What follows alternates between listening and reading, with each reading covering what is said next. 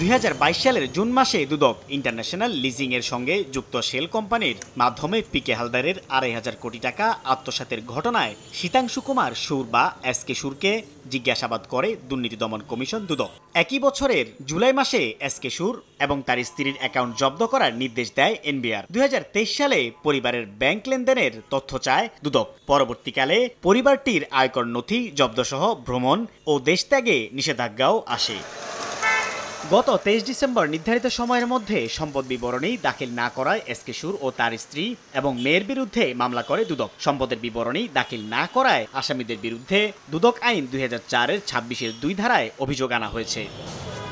তারই ধারাবাহিকতায় উচ্চ আদালতের আদেশে রোববার বাংলাদেশ ব্যাংকে এসকে সুরের লকার খুলতে আসেন ম্যাজিস্ট্রেট সহ 7 সদস্যের দুদকের টিম। এ সময় দুদকের পরিচালক কাজী সাইমুজ্জামান বলেন, এসকে সুরের বাংলাদেশ ব্যাংকে 3টি লকার ছিল।